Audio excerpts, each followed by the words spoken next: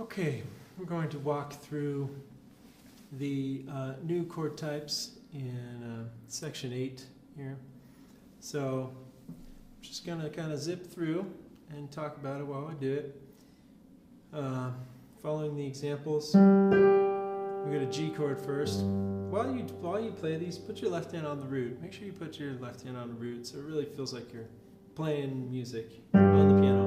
So you got a G, this is a G major chord, there's the sus4, right? So that sus4 is suspending that sound that the 3 creates. And we'll call it a sus4, suspended 4. And you can play it like this. You could also do the same thing with the 2, right? Sus2. Or from that inversion, it works real nice. Try it in different places, play it in different keys. Moving on to the add 2 and add 4. So, here's a G chord, right?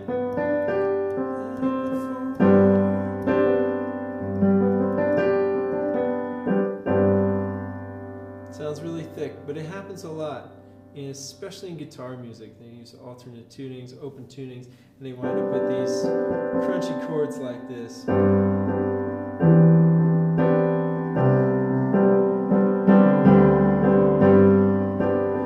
Those kind of things. And it doesn't work quite as well on the piano, but there are ways of creating cool things.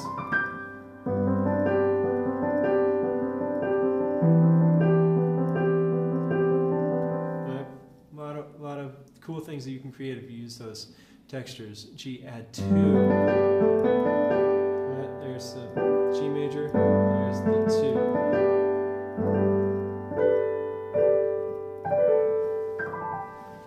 That's a real Disney kind of sound. But it's also just beautiful. I mean, it really is a beautiful sound.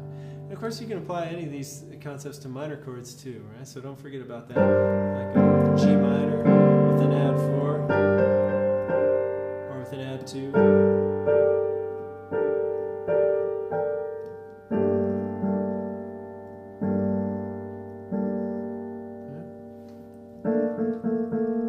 Just adds that little extra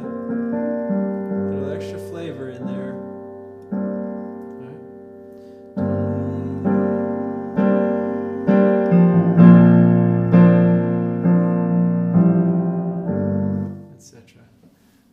Diminished and augmented chords, we really haven't touched on these yet.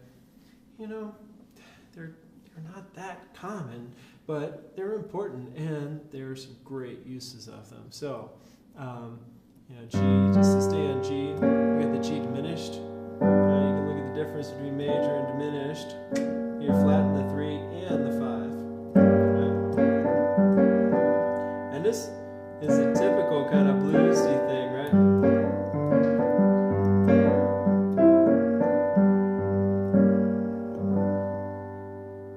Used in church. Alright, but it's also used in G diminished, leading you to something else like.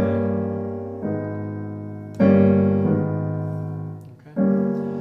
There's a lot of theory with that. We're not going to dig too deep into it at this moment. Augmented is the opposite. Instead of flatting things, you're sharpening things. In this case, you've got the major third and sharp 5th. I'll show you some good examples of that later.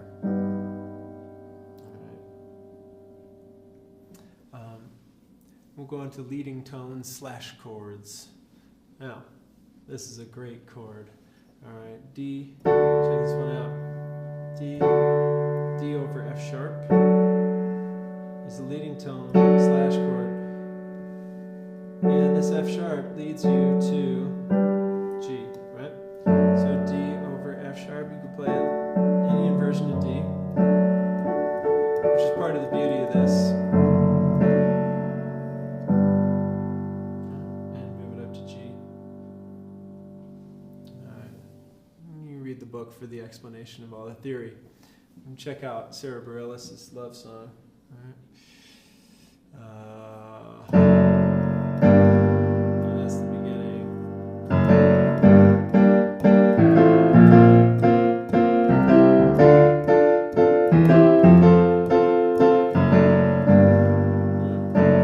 D over F sharp, that's the leading tone, leading you up to G minor. Check this out. Leading tone slash chord to the B flat. Da, da.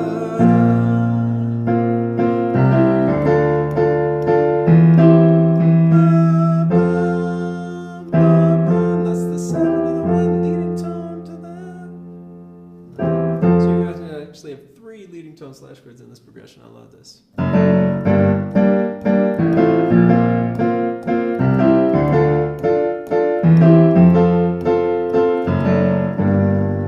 Alright.